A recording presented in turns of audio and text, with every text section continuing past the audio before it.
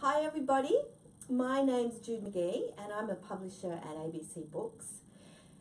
We are very lucky today to have Shane Jacobson here to talk to us about his gorgeous new book, Revhead, My Life as a Motoring Tragic.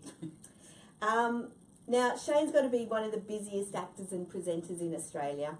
He's best known for his work in film, television, theatre. He's also a song and dance man. He's an author, he's a screenwriter, he's a creative director, producer, executive producer, father of 4. That's the hard one. That's the hard job.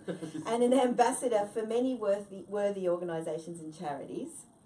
But what some of you might not know is that Shane is a motoring enthusiast, as he prefers to call himself. We've dubbed him a revhead, which I think is more honest. Welcome, Shane. Thank you so much for coming in. Congratulations on your new book. Thanks.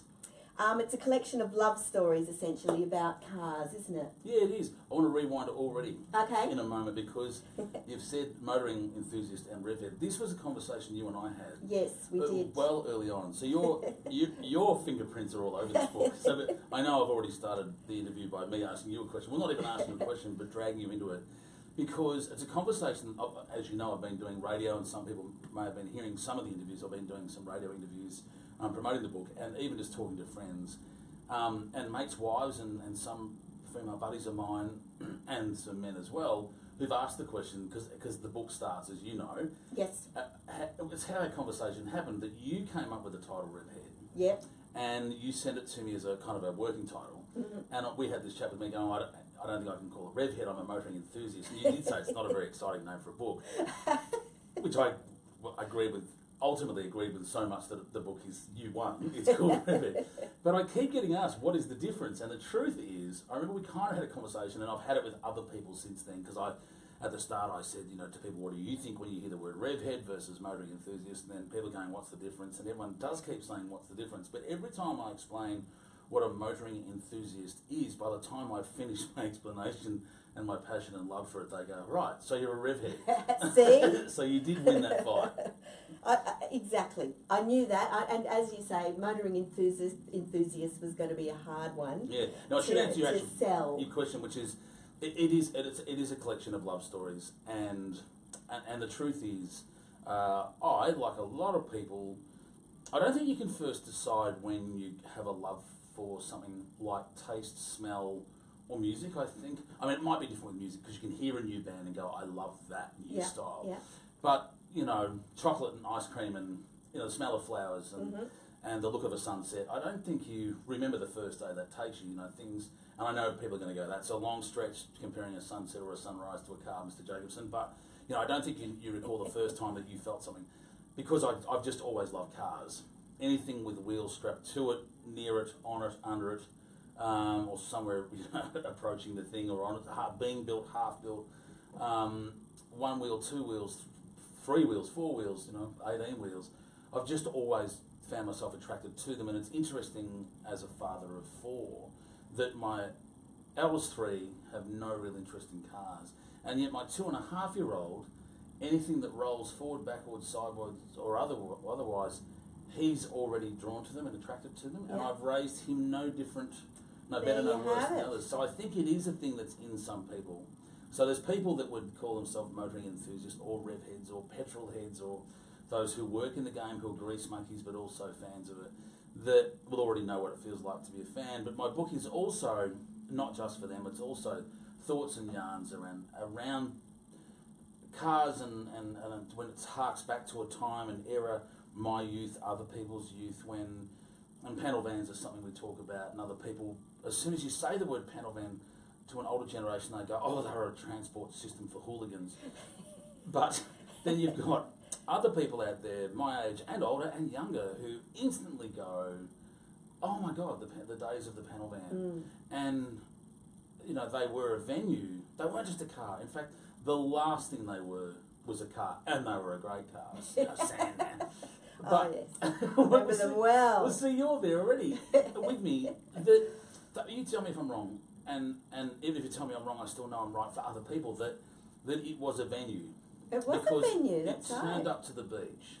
and or a river or a lake or whatever, or a paddock. But you'd try and get them near water, wouldn't you? You just did. Yeah, for some reason. And they were called a sandman for good reason. You drove to the beach. And it was a bit of a choice of vehicle for surfies, and again for a good reason, because they could put their surfboards on the roof, go for a surf, and then sleep in the back. And so it was a venue. But then not only that, that you'd open the back up, and then music would start. So it was the sound system. Yeah. And then after that, then you'd pull an esky out the back, so it became the bar. And then at the end of that night, and it'd be one or two panel vans would turn up, and then at the end of the night, you could just, all your mates would climb in the back and you'd all go to sleep. So it was the motel. Absolutely. So it was much... It was a lifestyle. It was, wasn't it? Yes, totally. So, again, you don't have to be into, and that's kind of what I celebrate a bit in this book, is that you don't have to be into cars or into motorsport or into racing, a Holden or a Ford fan or whatever it is. But you'll have memories, and I think even people that don't care about cars at all, it's funny when you mention some older cars like the HQ Holden, to some blokes you go, yeah, the HQ. But then I've got friends who say, oh my goodness, my dad drove a HQ Holden. Like that was the first car. Yeah. And then they're off. They've got their memories. God, there was no seatbelts, and in summer it was so hot, you stuck to the seat, and back in that days, my dad used to smoke in the car with us. All of a sudden they're telling me stories, and very quickly I think we were having a chat not long ago, and I think it was us when someone was talking about being loved because their parent put the arm across. Yes. Yeah. Thinking, we're laughing about that as a great memory, but they were unsafe times. Cars have come a long way, but it's funny, all of a sudden you go, it's funny, we're joking about that because it had no seatbelts. And the most care that was shown was a hand that came across when the brakes were applied quickly. Yet all of a sudden we're describing it as carefree times. Yeah. And that's what I think cars represent in many ways. Absolutely, because I think cars have been so central to Australian life. Mm. But in a way you say, you fell in love with them from a very early age. Obviously you couldn't drive them at that time, but you could drive billy carts. Yeah. So what was good about them, and should we bring them back? They're still here, they're just not as visible. It's like picnics. They exist where there's grass and there's blankets and there's baskets. There can be a picnic, but they don't seem as plentiful as they're as available. They're just not readily seen. They still exist, but just not like they did when we were young. Yeah. And I'm only 47 years young, so I'm not trying to preach anything, because there are people who've had more experience on planet Earth and this country than I have. But as a note taken that streets are busier. They just are. There's more cars, and gosh, when I was a kid, for my parents, they've known, and 4 families in the street that had 50 families had cars. There'd be 4 cars in the street. Yeah. And then we got to the point that our family got a car. And I remember when we were a 2-car family, that was a big deal. If you're a 2-car family, my kids, I've got 7 cars, and I know I'm a bit of a random anomaly, but if there's a family that has 2 children over the age of 18, there'll be 4 cars at that house. Yeah. Mum and Dad will have a car, and so will both kids, most likely. Mm. Statistically, that's quite often the case. So now there's just so more cars on the street, and I keep reflecting on the times that even when we played cricket in the middle of the road, and I know we're talking about go-karting, but it's a similar thing. You were on the road. Remember, there was always someone's job to yell out, car, and then you'd all have to pick up your wicket and bats and move to the side of the road because a car was coming. And how quickly times have changed, that now someone's job, if someone's yelling something near a road, it's like, wait, okay, you're clear to go. And kids run across the road between cars.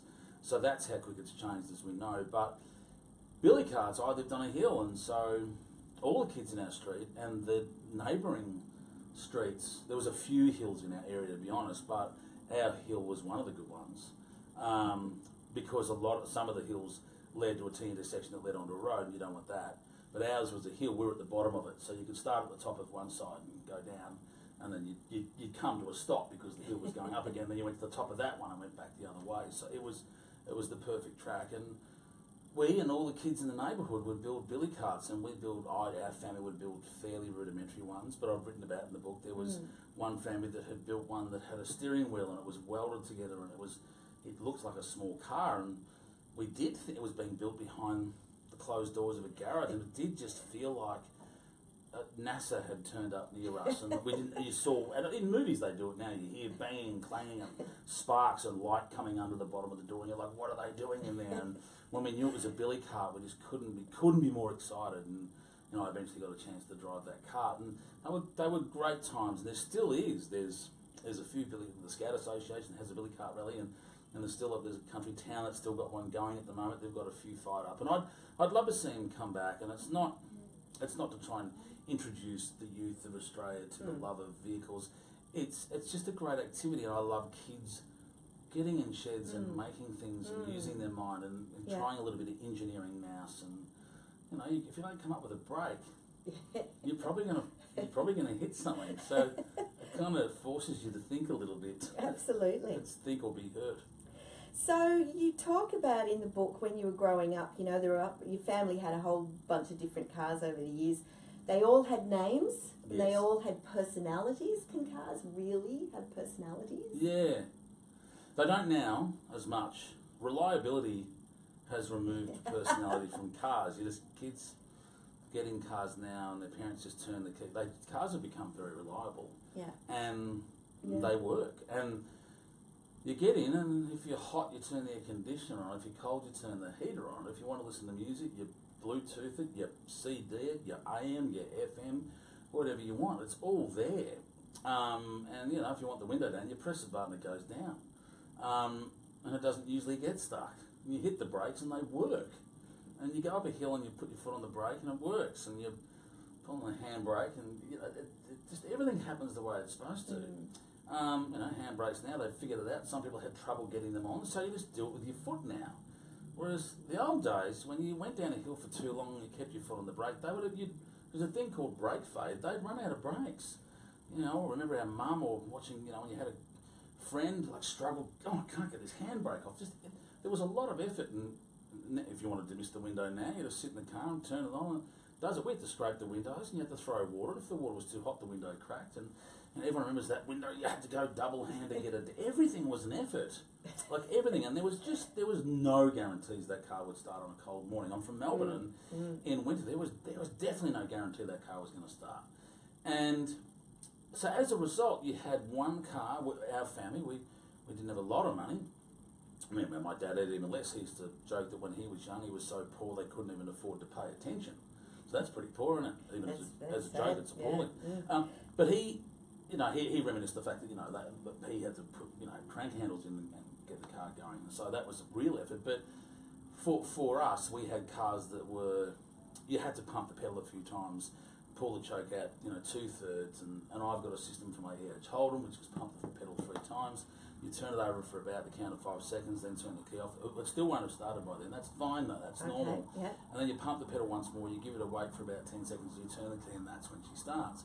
And that's a system that I know works for that car. And it will only work for that car. And if someone else tries it, it probably won't start. It'll do it for me, but there's a kind of certain feel. You've got to be, you've got to really be, you've got to be active on the pedal when you pump it 3 times. Don't be hesitant. And so it kind of, and then you talk to the car, come on, darling, come on, Betsy. So you start talking to them, you start giving them a name, and then when we were kids, when our old LC Toronto, when it would start, we'd all cheer and go, oh yeah, Betsy. So we'd applaud the car. So you start, at the point you're talking to something and it's got a name, and sometimes it's great for you, and other times it lets you down. Well, yeah, they start to get a personality. Yeah, absolutely. Yes, I had one called Clarissa. So Clarissa. A Datsun 1000 with holes underneath just where my feet were. So you sort of felt a bit like Flintstone. Fred Flintstone. Yeah. But you could see you the road. See the road. Yeah. That's So good. see, so many people had cars where you could see the road I know. whipping past them. No one did anything about it. No one thought to put a piece of chipboard down. No. And I know it would eventually have rotted through pretty quickly, but you just go, yeah, well, that's the road. Yeah. I mean, now everyone would be going, why haven't you done something about that? But you didn't back then. It's just the road. That's right. It's not a secret. You know the road's there. Now, very important question, and maybe you're not. It's not going to be a straightforward answer for you. Are you a Ford or a Holden man? Holden. I knew you were going to say that. Why? It's one of those weird things. You know, put your barrack for why? You just do. Yeah. I've just always been a Holden guy, but having said that, it's yeah, Holden are my favourite cars. They're the ones I've got. But Holden has a cousin called Ford, and he/she has some great cars as well. And the XB Coupe, so if there's Ford fans watching, I'm a lover of a lot of Fords as well. Yep. But I am a Holden man. Yep. But everyone says, does that mean you'd never own a Ford? And I go, no, it doesn't mean that. It just means if there's a Holden and a Ford in a race, I want the Holden to win. But when Ford win a race, I go, good on them. Yeah. So it's not blind. It's not a blind faith. I'm not a one-eyed Holden man, but I'm not one-eyed, but both eyes I have look firmly at Holden. So does that mean you've raced at Bathurst more than once? Mm. Yeah. Is it always Holden? No, so it depends on what you're racing and what the racing category you're in. In the production series of racing, it used to be a thing called the Easter Motoring Fest, and I was in a Toyota 86. But the race team, you don't always get the choice to go. I'm racing and I'm racing this car. I mean that you'd have to have a sponsor, and even you can't always, unless you want to go and spend your own money and buy a Holden. But it's a very expensive game to play, the game of motor racing. And I was very fortunate to be asked by a guy called Grant Phillips, who runs the Petters race team. He has a Toyota 86. Do you want to come and race with me at Bathurst? So I raced that car at Bathurst. But I've been around in Holdens, but in that race in particular, it's a different car. But I race all kinds of different things. And the truth is, my love of Holden is one thing, but the same as you can say, I love AC/DC or I love Oasis. You listen to other music too. Yeah. You still dance to other music and enjoy it. So I do dance to the joy of other cars.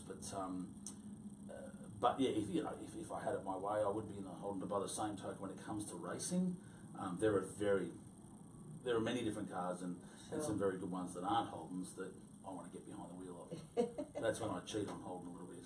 Fair enough. So you do a lot of other sort of car events, don't you? Or you participate in things. What do you got coming up?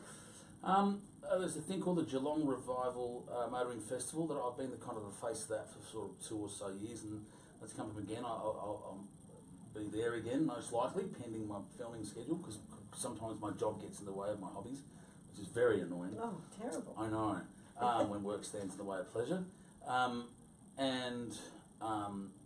I've got the Polaris race. There's a thing called the Side-by-Side Race Championship, and Polaris Razor, Polaris make these things called Razor 1000. I race those buggies. In fact, there's quite a bit in the book about the day that I was racing one until I crashed it, and the point I crashed it I was no longer racing it because it was completely written off. So I raced the Polaris buggies in the Side-by-Side Championship.